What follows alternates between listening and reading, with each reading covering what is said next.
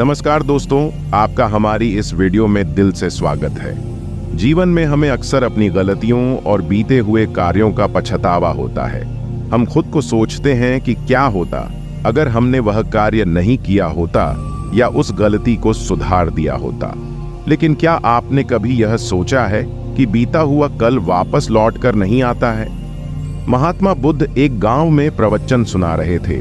उन्होंने लोगों के समीप अपनी मधुर वाणी से सभी को संबोधित करते हुए बताया कि हर किसी मनुष्य को धरती माँ की तरह सहनशील तथा क्षमाशील होना चाहिए। क्रोध मानव का ऐसा शत्रु है जो दूसरों को तो हानि पहुंचाएगा, साथ में तुम खुद भी उससे नहीं बच पाओगे। इसलिए क्रोध, ईर्ष्या मानव के शत्रु है। सभा में सभी लोग शांति से उनकी बात को ध्यानपूर्वक सुन रहे थे। तभी वहां उस सभा में एक अति क्रोधी व्यक्ति भी उपस्थित था। वह पहले तो उनकी बात सुनता रहा, फिर वह अचानक महात्मा जी से क्रोधित होकर बोला। बोलते समय उसकी आंखें खून के समान लाल हो रही थीं। उसने बोला कि तुम ढोंगी हो, यहां बैठकर लोगों को बेवकूफ बना रहे हो। ये जो भी तुम कुछ कह रहे हो ना, इसको सचमुच करना बहुत मुश्किल है, समझे? तुम्हारी इन बातों का कोई मतलब नहीं है। ये सब बातें कोई मायने नहीं रखती असल जिंदगी में। कहानी सुनाना बंद करो धूर्त महात्मा, और जहां से आए हो वहीं चले जाओ।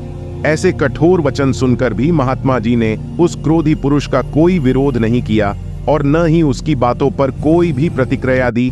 वह शांत रहे और अपना काम करते रहे, जिससे वह पुरुष और भी क्रोधित हो गया। उसकी समझ नहीं आया वह क्या करे। तब उस पुरुष ने महात्मा जी के मुंह पर थूक कर चला गया।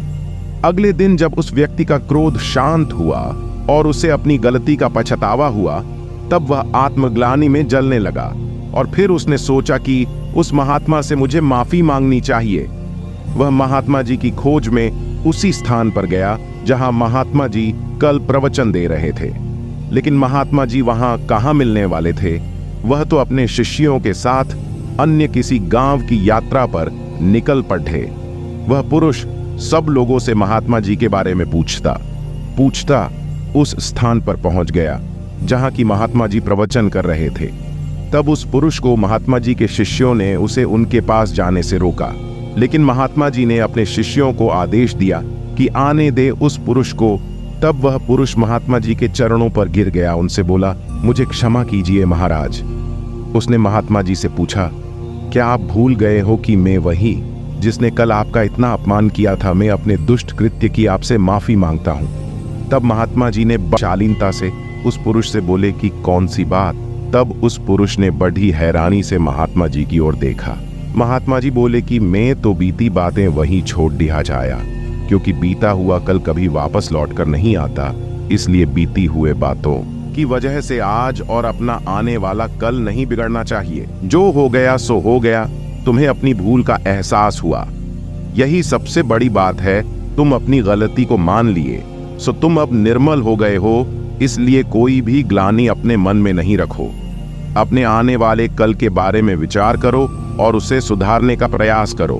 महात्मा जी की बात सुनकर उस पुरुष के मन का भार हल्का हो गया और उसने महात्मा जी के चरणों को पकड़कर कहा, आज से मैं अपने क्रोध का त्याग करता हूं और धैर्यवान और क्षमाशील होने का आज से प्रण लेता हूं।